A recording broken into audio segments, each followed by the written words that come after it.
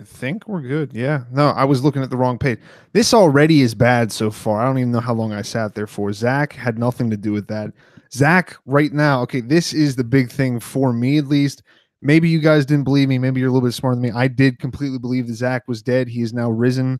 I do thank you guys all for your thoughts and prayers that you helped with last week.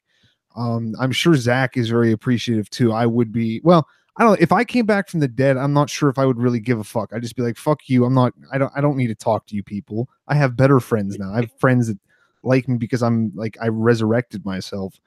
But Zach is back. So hello, Zach. How are you doing for being dead? Hello, Tim.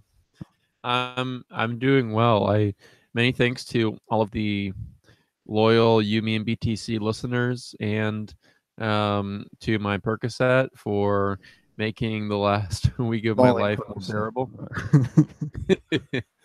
um, um. Yeah. No. so yeah, as you might have heard, I hurt my shoulder pretty badly. Been in the hospital a little bit, and as a result, missed Daniel, our tyrannical podcast overlord, Daniel's wedding last week, which I actually did want to go to, and I feel bad for missing him because I owe a lot to Daniel for introducing me to Bitcoin, but I don't know anything to mar it, so I don't care about their Yeah. I wedding. mean, as someone being there, and I'll probably spend a podcast just on my podcast just screaming about this because I don't have to worry as much. Daniel will take like longer to listen to mine, so then it's a couple like it's maybe like a month down the line whenever I shit on everything. But it was like as most weddings are, it wasn't Daniel's day. Daniel was about as involved in the whole ceremony as I was. They're just like, okay, you stand here. I fucked up the rehearsal. I didn't fuck up anything. I mean, I probably looked a little bit weird because I kept on like I'm not used to standing. The only weddings I've been in recently have been like cheap people ones or like fat people ones Yeah. where they're like, oh, okay, go sit down, and then you have to undo your button on your suit and put it back in and undo it. I prefer those. I do not like standing in front of people. It used to be because I'd have like an anxiety thing. Now it's just because I my back Scared. hurts and I'm like, I don't care Yeah. about this. But yeah, Daniel, I probably said all of about I don't know, like 15 sentences to him while I was there. He was, And as you you were can in the wedding. imagine, yeah. I mean, you can see him on this show. You can imagine what he's like when he has to interact with people outside of this. It's he. I mean, he It's did telling better. him I had to they did fuck up and buy the wrong size belts. Like we got there, and then they wanted certain kind of belts, and then I had to like drill a hole in a couple of them because they were too big. Because apparently everybody in Minnesota's fat. I'm not sure. I don't But know. I'm telling you right now, even though I wasn't at the wedding, since Daniel is married, this show will never be the same again. Like Tim and Daniel will probably be back on the show next week, maybe the week after. He's honeymooning right now, the rumors have it. But Tim and I are your only hope. Like this show has already gone downhill significantly in the last 18 months. and and Tim and I are doing everything in our power to save it from being a total catastrophe. And now we have a married man coming on to a man who hates government and yet will sign a license yeah, no, certificate exactly. That yeah. with that same government to enter a relationship with another woman. And then he's going to come on this podcast and preach to you about how bad government is. All I'm saying is this show will never be the same. This may be the last episode of the old Yumi and BTC that you've grown to love and probably ignore over the past couple of years. That's so sad. No, no, you did get that. Daniel definitely Pour one he out for YMB. yes, no, please, everybody. Daniel is gone. He's fled the country. He he now has completely given up any right in his argument with Zach. Zach can just go, dude, you're married. What the fuck? Like, what are you talking about? Oh You're well, wrong because you're married. I'll use that. I'll use that against him all the time. I'll gang up on him on your side. You'll be like, "Oh no, I think the Shut government up. should build the roads," and I'll be like, "Hey, yeah, Daniel, you should just listen to him. You signed a stupid piece of paper." Uh, Shut up. You're married. Daniel says anything. So yeah, you guys will. Well, Daniel might be listening to this right now before next week's show. I don't know, I But hope he's everything, interrupting anything instead of Daniel says next week is just going to be responded with, "Shut up, you're married." It's an insult. yeah, no, I don't think we didn't get that chance to do that with John. I think he dropped Is off. John I think, married? yeah, yeah, Oh and that wow. was actually that was actually one of the funner parts of the whole wedding ceremony thing was convincing the bridesmaids that John and his wife were siblings instead of married couples, and then like looking at them, it just that the one thing about Minnesota was um everybody was just pale blonde and pretty, Hmm. not necessarily hot, but everybody was like pretty, had like a certain amount of like they all looked like they came from pretty good families where they had like servants to do most things for them. um Oh, I i see. had i had one guy. So now I'm ranting too much. Never mind, fuck this, I'm not talking about the wedding anymore. Fuck you, Daniel. You're not coming back. We hate you. This is our like acting out against dad episode where it's like, you went and married her and now we're not going to be a family anymore and we're going to have to deal with that. But I guess so. Zach's told what he did, which was, I mean, you pretty much. I was confused because I was texting you. Zach, to his credit, he says he wanted to go. He continuously was like, "Yeah, I don't like." I think he texted me the day of the wedding and went, "Yeah, I don't think I'm going to make it." And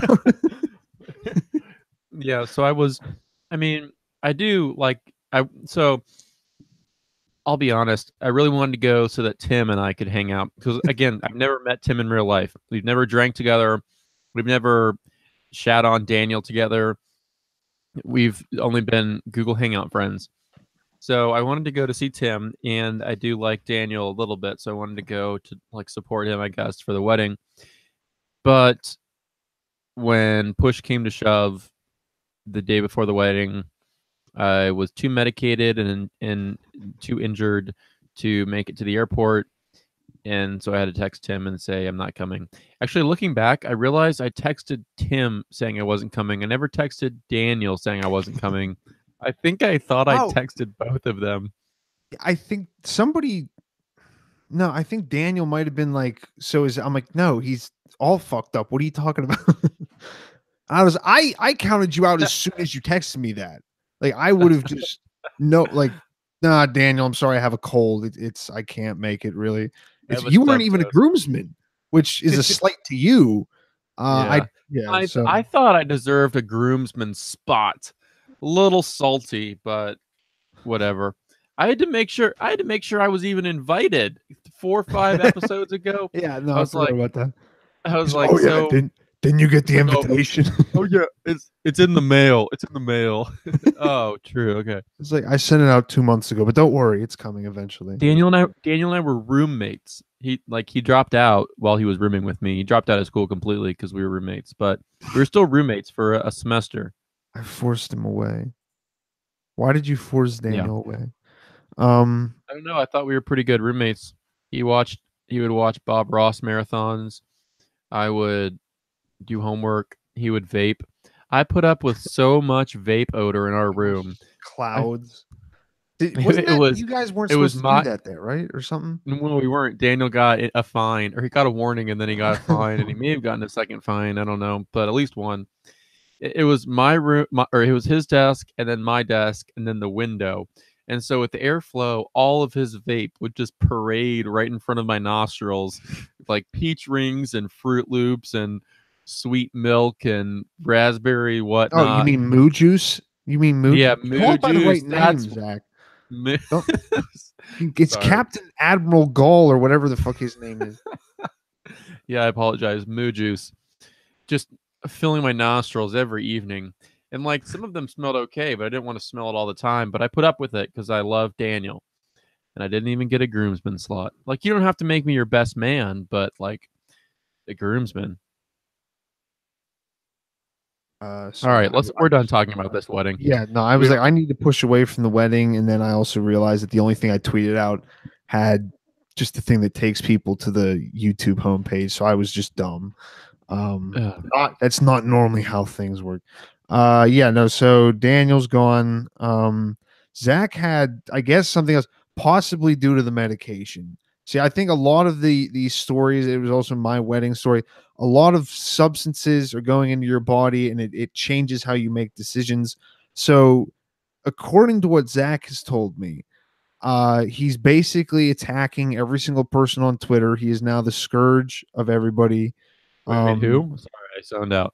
no, that was you. You're attacking them. You're Oh see, this is yes. what he does. He blanks out and then just attacks people on Twitter. And they go, "I'm sorry, sir. I signed up for this free service to enjoy myself. You're just ruining."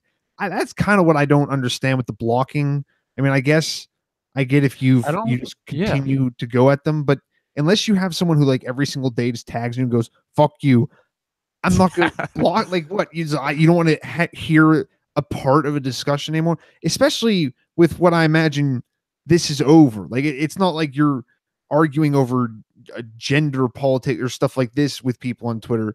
You're just being like, yeah, this thing about Bitcoin, and then people are like, how dare you, sir? What is the? And then most people are like, yay. Yeah, I. So I don't think I'm particularly aggressive on Twitter. Actually, someone I like a lot on Twitter, Mike in Space, who does the Bitcoin Car Talk show. Very funny. You should watch it. His handle is at Mike in Space. He was messaging me the other day and said, "Yeah, you're not a particularly controversial um, figure on Twitter," and I was like, "Yeah, I agree. I don't think my opinions are super outrageous. Like I'm a hardcore Bitcoiner, but I don't like I don't know. I don't like troll and try to aggress people. I'm not particularly um, outspoken, but I've been blocked by a couple people who I agree with on like 95% of things. One being Beauty On, who founded Aztec.co, a Bitcoin storage transaction of sorts solution company. High quality product from what I understand, but I don't have uh, or I guess I do have a high level understanding of it, but I don't have a deep knowledge of the product. Anyway, and Pierre Richard, who hosts the noted Bitcoin podcast, also a very smart Bitcoiner, has wrote a couple very insightful pieces on Bitcoin as a money and its revolutionary future in a world saturated with fiat currencies. And both of them have now blocked me for reasons I don't entirely understand. I'm so one Beauty On. He thinks that money is speech, or he thinks that Bitcoin is speech and not money because it's data. So Bitcoin is data and therefore speech. But he creates this dichotomy between speech and money. And I pushed back on that a little bit. And so I messaged him because DMs were open and was like, "Hey, can you come on the podcast? Let's talk about this a little bit. I'm curious to know more about your opinions." He said, "No, I like to talk with people before I go on podcasts." I said, "Sure, fair enough." So I asked him a couple of questions. We messaged back and forth sporadically for a few days.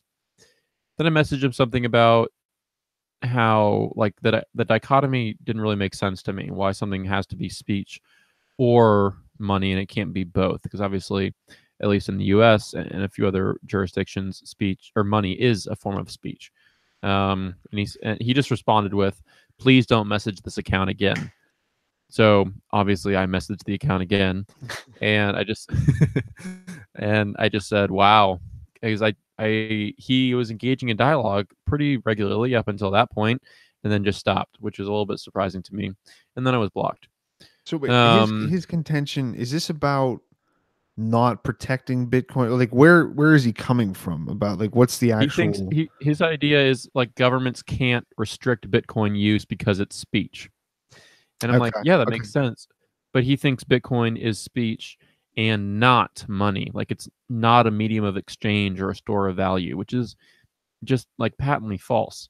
Is Um, is there any way that he's having like he's defending that as part of something to bolster the argument that Bitcoin shouldn't be allowed to be fucked with, or is that what so like he's the contention is? Like what's the contention between what you two like because you I think yeah, you're like that's yeah, a good idea, but then what about this? Like why is this yeah. coming up, I guess, is what I'm asking. So he cites some legal precedent of certain court cases that have where judges have ruled that Bitcoin is not a currency, not money, and in some cases not legal tender, which is quite obvious. Um, and he says, "Look, there's legal precedent. Bitcoin is not money." But then he, in his argument at least, like that is true. Courts have ruled that way, and there are court splits all up and down different levels of the judicial branch of the United States government as to what Bitcoin is and is not, and interagency um, different definitions used by different agencies. But he says, look, these people say Bitcoin is not money, so therefore Bitcoin is speech. Essentially, is his argument.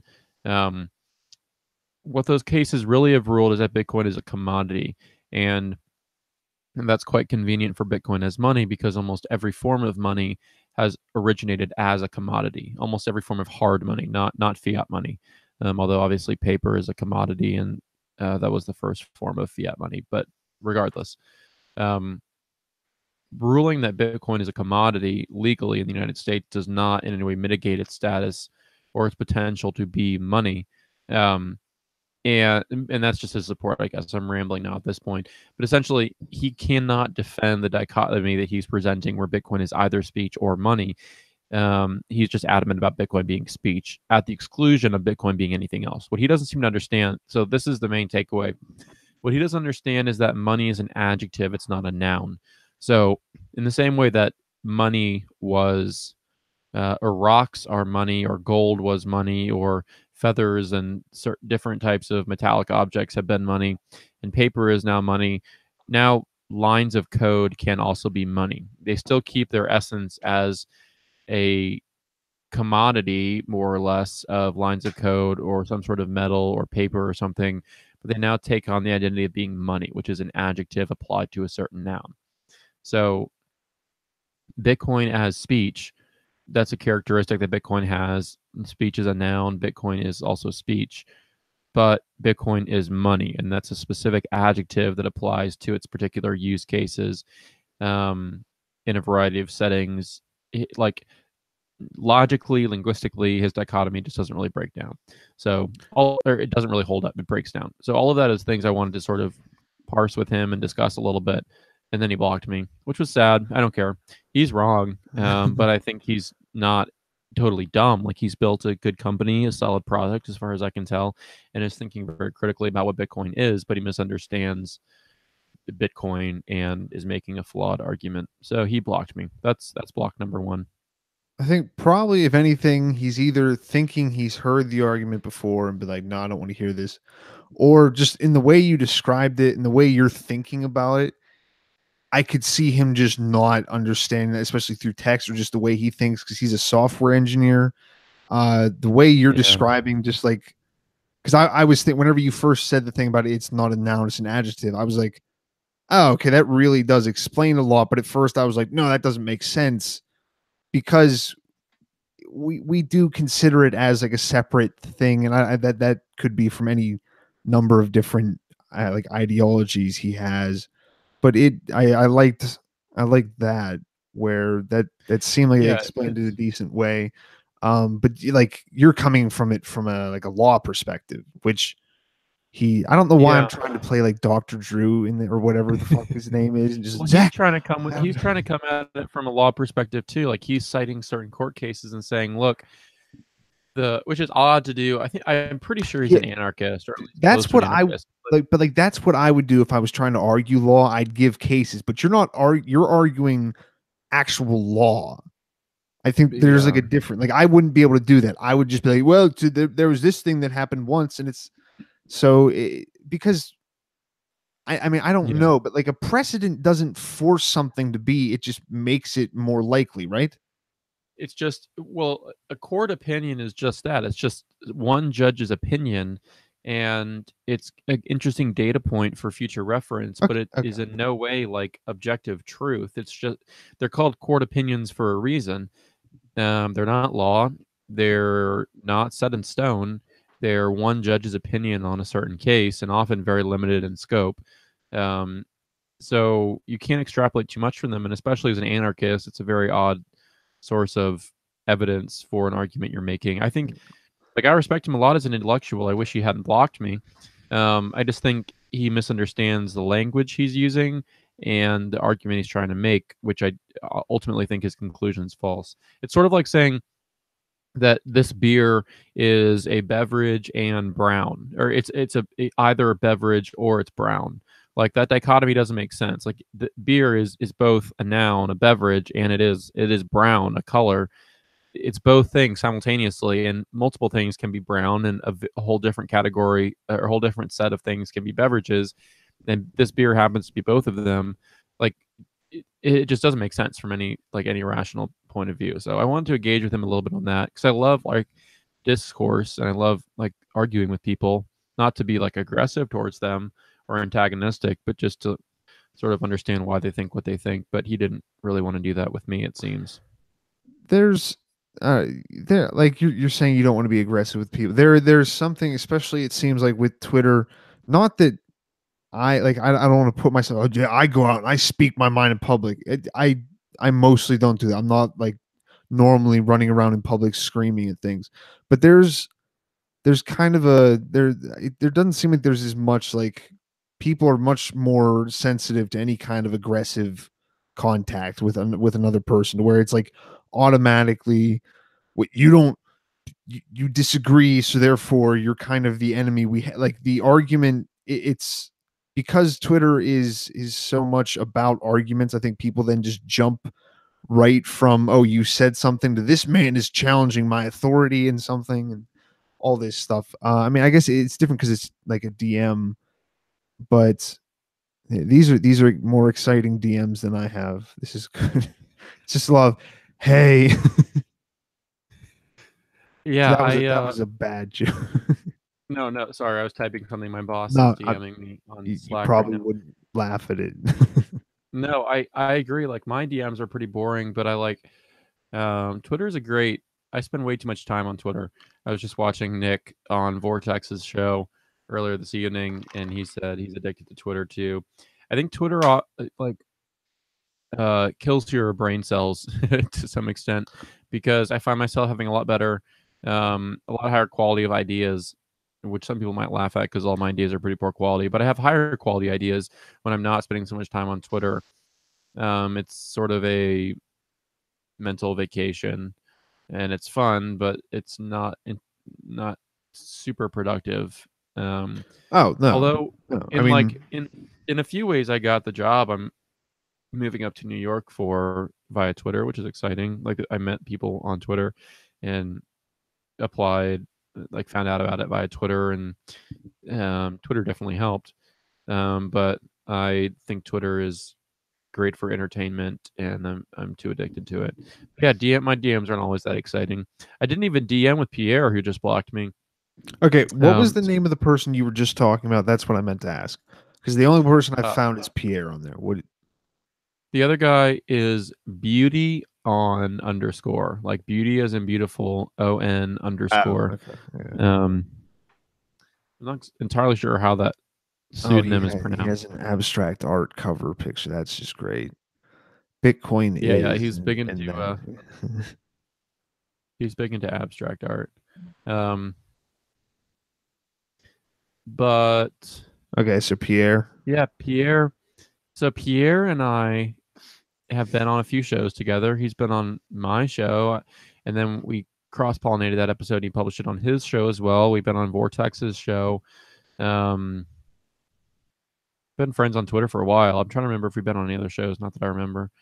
And he was attacking Tim Swanson, who works for R3 and published a book in March of 2014 about the emerging altcoin, sort of like alt Bitcoin project space, what we now know as crypto, and it's sort of ballooned into hundreds of thousands of projects, maybe tens of thousands, not quite hundreds of thousands yet, but soon.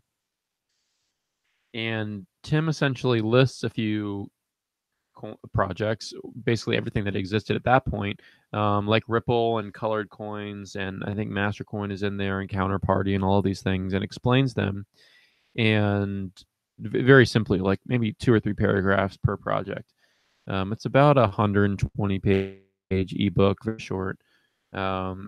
not super rigorous as far as like how it's footnoted and that sort of thing. And Pierre and Nick Carter, who I also love, were sort of ganging up on him.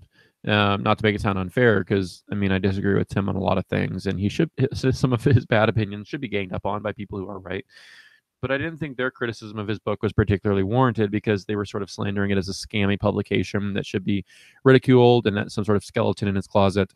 And I didn't agree with that at all. And Preston Byrne initiated like responding to that, and I love Preston, so I was in good company. And sort of after they had gone at it for a few tweets, I chimed in, and it shared that I sort of discovered colored coins by reading Tim's book. I didn't really know about it until like mid to late 2014 when I read his book. And so that was helpful. Nothing he wrote in that book, like it was a free short ebook. So nothing in that book I was expecting to change any opinions that I had at that point, being new to Bitcoin. And it didn't change any opinions that I held then or hold now. But it's definitely not a scammy piece. It's just a simple explanatory book about everything that had been developed prior to, I guess, Q4 2014 or Q2 2014, excuse me. And so I said that and pushed back on their critique a little bit. And Pierre didn't really take it well, I guess. To be honest, I'm not exactly sure what I said that caused him to mute me or block me. I'm pretty sure, obviously I don't know with 100% certainty, but I'm pretty sure I've been muted up until that point. And I expected a couple of people to not be super okay with me defending Tim Swanson, which is something I never thought I would actually do. And Pierre did respond, so maybe he unmuted me or did not have me muted the whole time, and I was wrong. And he responded with something a little facetious, and I responded facetiously back to him. And we went in it for 2 or 3 tweets. He encouraged people ultimately to just read the book and to more or less ignore the banter that we were engaging in on the thread, which is a totally reasonable thing to do.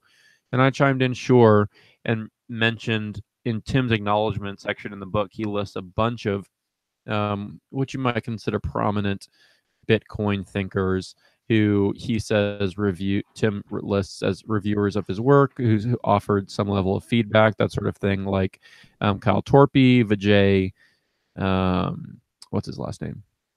Vijay, he used to write a couple pieces for the Mises Institute. He's a big Bitcoiner on Twitter. I can't remember his last name. Nick Szabo and a couple others. Tor Deemster also reviewed it. And I listed those people saying, sure, read the book, look at all these people who offered feedback on it on some level. And then I was blocked. So I don't know, really. I honestly wasn't trying to be too adversarial. I don't think I was adversarial at all, to my credit. But Pierre blocked me, and then someone sent me a retweet that he listed shortly after he blocked me, that Pierre posted saying, I block people to save them from being triggered by my tweets and having their day ruined, or something to that effect. So I guess you should be grateful to. Yeah, he was just looking out for you. He's helping me. I should be grateful to Pierre for saving me from going through the emotional stress and rigor of being triggered by his tweets. So thank you, Pierre. But honestly, sarcasm aside, I'm a little bit disappointed because now I'm not sure. Maybe I can ask you, Tim, and our audience. So Pierre has started hosting these open invite, basically bar Bitcoin meetups where there's no speakers or presentations or anything. It's just a bunch of Bitcoiners meeting up at a bar and getting drinks and talking about Bitcoin, which sounds like a blast, especially because I love beer and Bitcoin more than anything else. But I'm not sure now if, since I'm blocked on Twitter by Pierre, the meetup organizer, if I'm welcome to these invites now. Like, if it's an open invite, so it's pretty insulting to be disinvited to an open invite. Yeah. And I'm not sure if being blocked on Twitter is a subtle disinvite. So I'm pretty bad at social cues sometimes, and I'm not sure if I could still attend and be welcomed, or if you would ask me to leave and say, remember, Zach, I blocked you on Twitter. Don't come back until I unblock you. Okay. I will say something, then I will give a caveat for it, as I normally do, which is probably useless, but whatever. I would say that retweet, and then what, like the retweet that you saw about him blocking people and not trigger them, would mean that he was doing it probably like it probably in a douchey way. It's still kind of douchey. That's a lot of people on Twitter just constantly talk about all the people they trigger when it's like, my ideas are so radical, people just can't even handle them right now. It's all You this can't shit. handle the truth. Yeah, no, exactly. We're all Jack Nicholson, and we're just Marines. We're out in the dark, man, just doing the stuff that lets you sleep at night. And people think of that as You can't handle the truth. Thank you, Pierre. Hey Zach, did you know that scene was done in one take or 17, or I'm not really sure, but there's some dumb fact about it. Have you seen? Wow. You probably love that movie. I wasn't even thinking about Oh that. yeah, I love that. This is the movie. best Oh, yeah. movie. You It's like so that, great. and then like what is it? 12 Angry Men. Have you seen that? Oh, 12 Angry Men. I love 12 Angry Men. It's just all. I'm trying All to the think of war. something else. Just courtroom drama. Do you like I like the Lincoln Lawyer with Matthew McConaughey, where he's just driving around in that old I like haven't seen Lincoln that one. limo. Oh, okay. He hates me now. He's like, you piece of shit. But I would think that retweet meant that if you come to the live meetup, you don't really care. You guys are just there to talk about anything. It's a little bit more of an open thing. Now the caveat, I went doing like an open mic, which again, open mic, it's same kind of thing. Like if you're Yeah. gonna get thrown out of something, an open mic is bad. I was not thrown out, but I was given a talking to about something, and I kind of forced. I just went back the next week just to be like, I'm not scared of anybody, and it was kind of You awkward. can't tell me what to do. Yeah, this is an open mic, guys. I'm allowed to tell my shitty jokes too. So there's that. But no, I would think that and if it isn't, then you guys can have the first Bitcoin bar brawl. Just start a full one, which is like people slamming chairs. Someone grabs a fucking a Trezor and just sticks somebody in the neck with, like, someone shanks somebody. That would be badass. If that happens, I will finally respect crypto Twitter. They're like, what are these guys fighting about? They're like, Bitcoin. He blocked him on Twitter, and now they're mortal enemies. Somebody gets stabbed. Zach, don't do it. Don't do it. Just, you're beating somebody with a beer stein. So I still, for the record, I still like Pierre quite a bit, but I am tempted to start a Bitcoin brawl over this. That would be very funny. Now he's gonna listen to this and be like, they're completely serious, and we are, sir. I will drive all the way up to wherever the fuck you guys are. I'll probably be late, but I'll back my buddy up. Bring your best, sir. I am kind of short though, so keep them under a certain height. I don't know. Besides that, so is that pretty much all of your crypto grievances? Yeah, actually. So that's all the gossip I've got. I've only been blocked by, well, to my knowledge, I've only been blocked by 2 people. Actually, that's false. I was blocked by a third person, but he's not even close to a Bitcoiner. He's an absurdist, like, vile troll that was saying mean things about Niraj, who works at Coin Center in DC, a bunch of other Bitcoiners on Twitter. I can't even remember all of them, but just like posting just heinously vile things. And so I reported some of them to Twitter, which I've probably reported maybe 5 tweets in my entire life, and his were like 4 of them.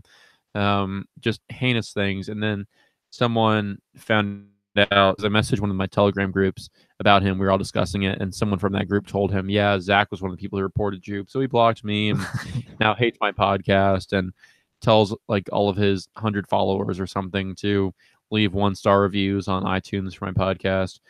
So he blocked me too, but I don't really care about him. He's an insignificant little shithead. Sir, are you going to stand for that? Sir.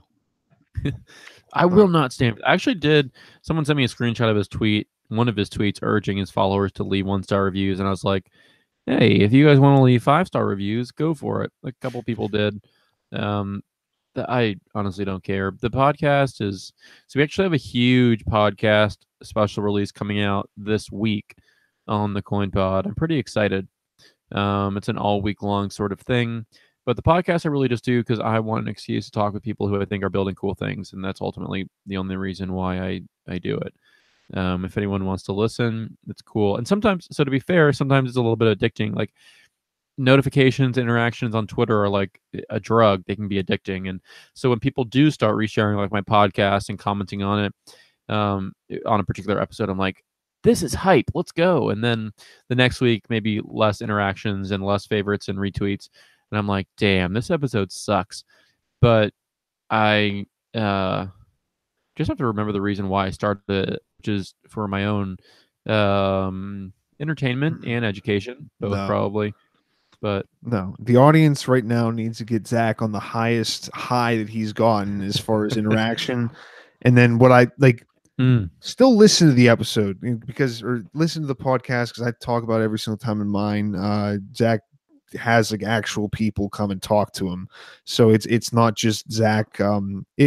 What my version of the podcast would be, it was just I would spend another hour and a half talking about like the two people that blocked me on Twitter and going to this deep. But they don't understand what I meant because what I meant was actually these 5 different things and blah blah.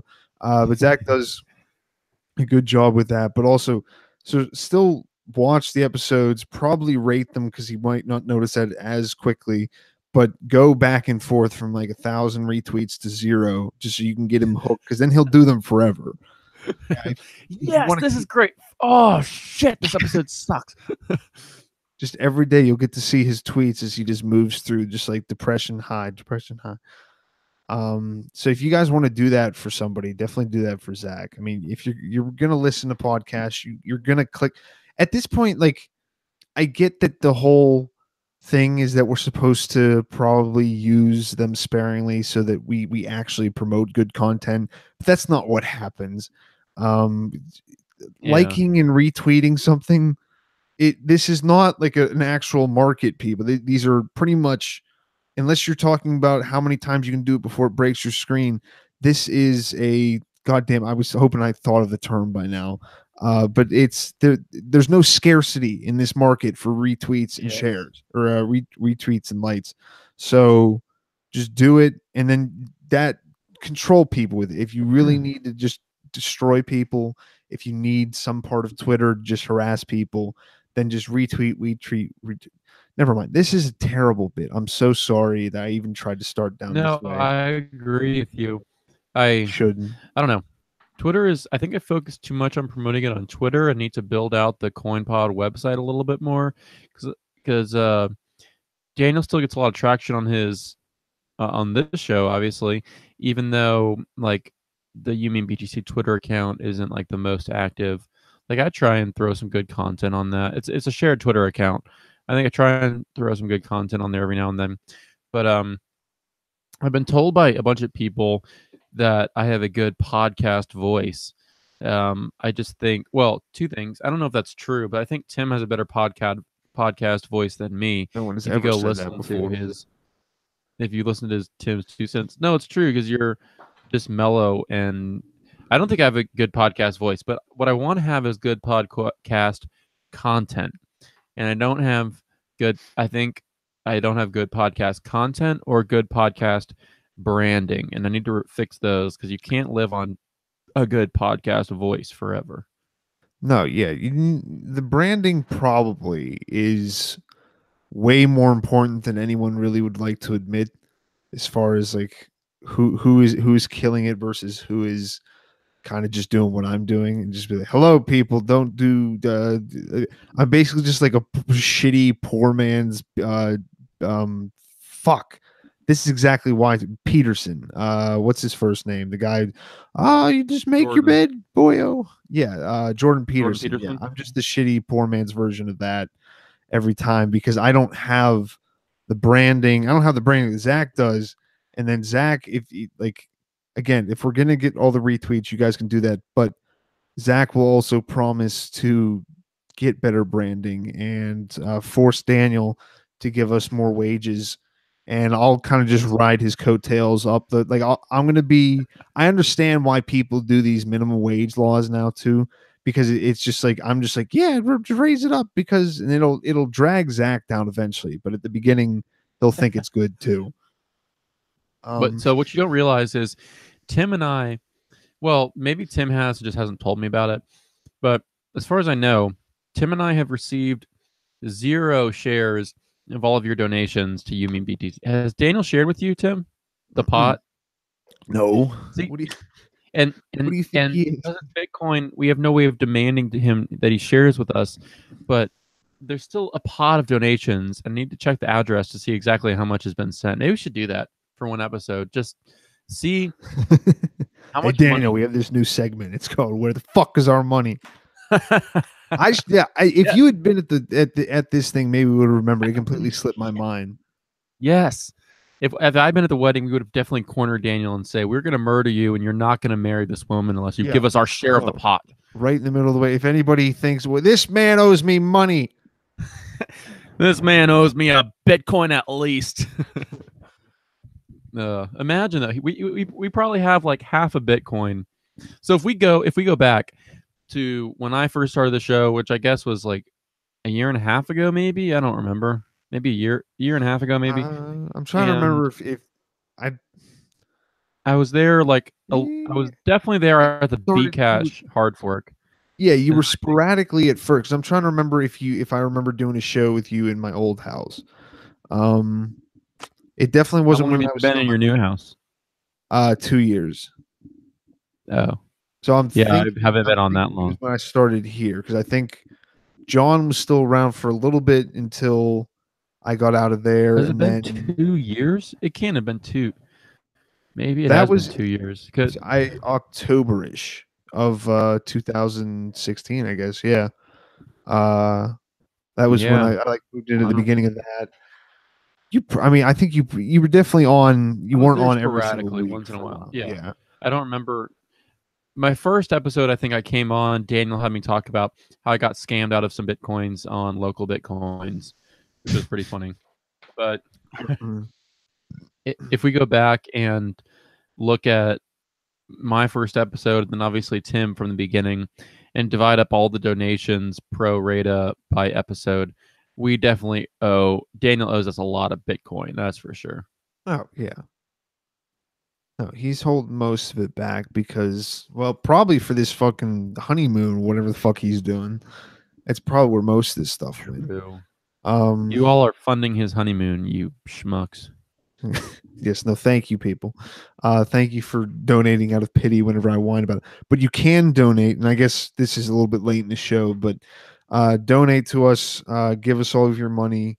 Also, if you're looking for any of the new live shows, especially whenever Daniel gets back and actually loads of stuff up, you can get to the most recent show or the live show while it's up at ymb.tc/live. You go on youmebtc.com, you can find we're at episode 262, which I don't think I ever even said at the beginning. So you have a decent backlog. We've had a few people kind of just go through and listen to a bunch of them. God help those people because I remember the really early ones and just it was like Mumble was just okay. Let's just throw a bunch of crackles in here for no reason. But you listen to all those old ones. Listen to all Zach's old shows. I have a show, Tim's 2 Cents. I'm up to episode like I think like 32. And then we also have a video show run by Ryan and Brian. Uh, Brian was missing from the wedding, but Ryan was there. Seeing as how I've known Dan, there's actually a couple of my friends have known Daniel since probably he was like 12 and he still picked the guy that he works with as his best man. Daniel deserves anything bad that happens to him on this honeymoon. Wow. But no. Wow. Wow, I'm sorry, it's coming out a No, little that's bit. low. That's low from Daniel. I thought Yeah, you were his best man. no, he wasn't going to have me give the speech. I'm going to say something like I'm going to Wow. try to be funny and just go too far with something, and then he's like, "Yeah, that wasn't a good." Well, I don't. The wedding could have used a little bit of crying. Sometimes that's good. A little bit of conflict. But Ryan and Brian have a video show. They do a YouTube show. It's called Unpopular Opinions. They pretty much just talk about anything. They're mostly just like a hangout show. Like I guess because it's video, I think they probably do some like visual gags probably. If they don't, I don't understand because that's basically all I do, just wave my hands around like an Italian. Um, Besides that, again, yeah, share us. It's not that hard. Also, force the people in your life to listen to it if you're going on a trip. If you're sitting next to somebody on an airplane, just play it out of your phone like an asshole.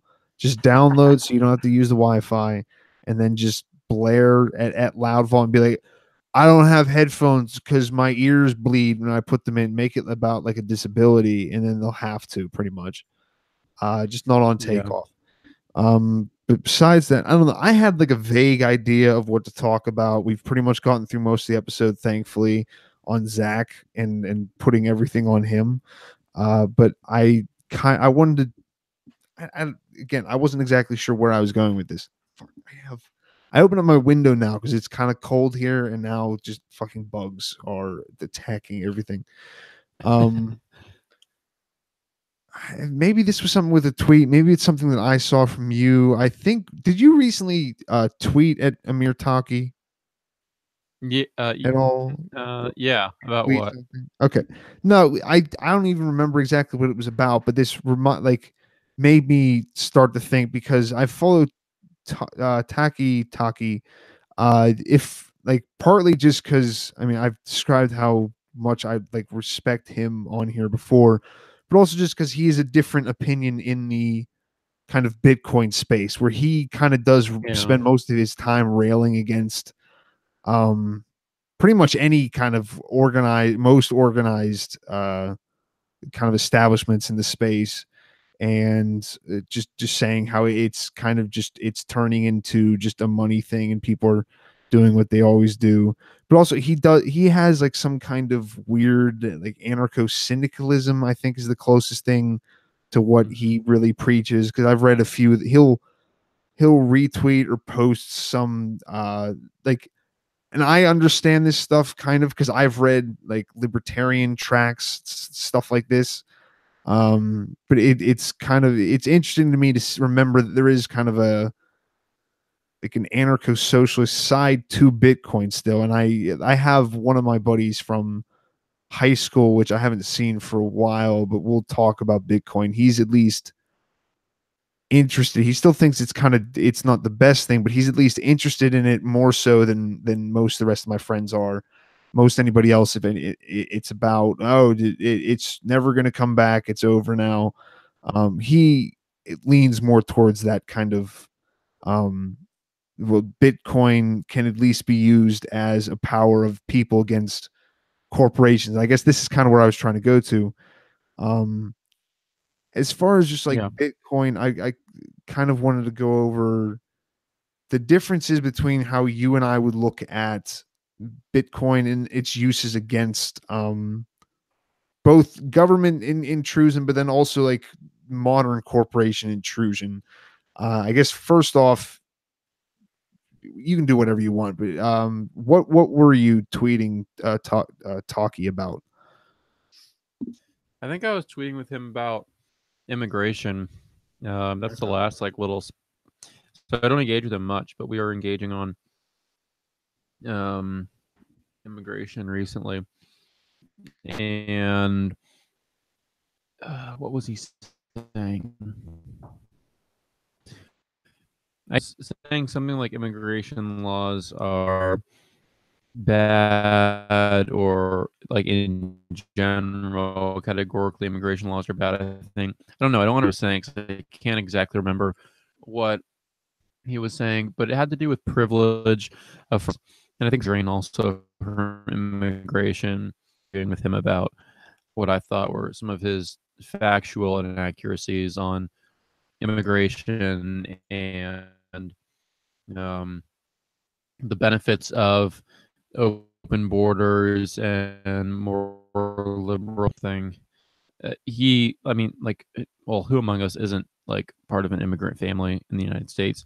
He is, I think, a very close descendant of an immigrant relative. My family immigrated um, a few generations ago, so I'm not like a third or fourth generation immigrant, but somewhere thereabouts. And like immigration is good, obviously. Brain drain is not bad. Immigrants don't go to one country and then abandon their home country. More often than not, they travel back to their home country with skills and knowledge, other sorts of resources that they've acquired in the country that they immigrated to, and their home country is often bettered by them having immigrated for a period of time.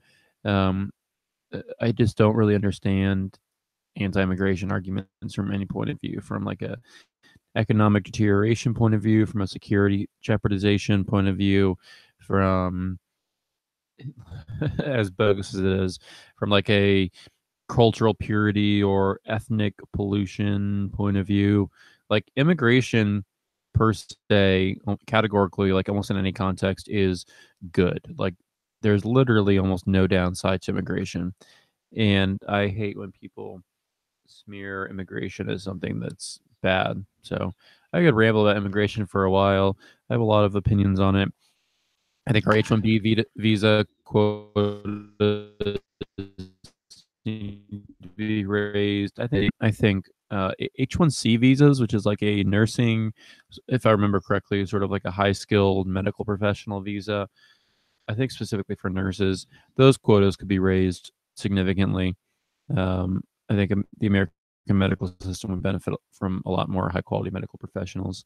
Sanctuary cities are obviously a big problem, at least not a problem, a highly controversial subject, given some tension between state and federal law. But I think helping people who are gay, maybe some laws should be changed so that they can stay here. And definitely like ending the Dreamer Act and hating on babies, and this sort of thing is also bad. Okay, so that ends my immigration rant for the for the evening. Whew, I'm tired and medicated. Yeah, no, it's actually kind of like leaning forward. He's like the dreamer. It's also not really We working. Let, we like immigrants, and okay, that's no, all. no nations, no deportations, Yeah. no borders, no nations. No gods, no nations, no deportation. No, I mean, right. I was going someplace with that. I think. Um, yeah. I mean, most of if there's an argument that I understand, it is the like understand it. Yes, support it. No, I understand the genetic whatever people are talking about, whether it's a racial thing or a class thing, but like a genetic deterioration, only because that has nothing to do with what if something happens or not. That has everything to do with a fear of something, but then that also then kind of bleeds into like you saying as far as like what did you say, saying it's for economic reasons. The only reason why they're looking at it as bad as economic reasons is because they're trying to keep oh well, they're taking jobs away from good white men and blah blah. Like that's where that comes from, I think, where it's the reason why it's hard to fight against that argument with somebody is because there doesn't have to be an actual thing that happened. I mean, you can. The problem with anything is the world's so big that stuff does happen. So then, for any dumb little argument you want to have, you can point at one thing and be like, "Well, see, an illegal alien killed somebody here, and they or somebody who came in with a visa from this country." It's, but that's not an argument. That's just pointing out things that happened. Mm-hmm. I'm not sure then why you just made the comment about just rambling about immigration. I was like, wait, I'm going to do that too because I'm stupid. Uh, how did we? Oh, we were talking about talkie. Yeah, I mean, Yeah. we might as well not even. Well, I'll try to finish with this real quick. I guess bring it up. I'm not really sure how to end this episode, but also I guess what made me think of all this stuff was some meme I saw, which again is great because yeah, meme really taught me a lot. But it was just describing. I don't remember exactly what it was. Maybe I'll talk about it on the show. I'll actually post something or have a picture of it.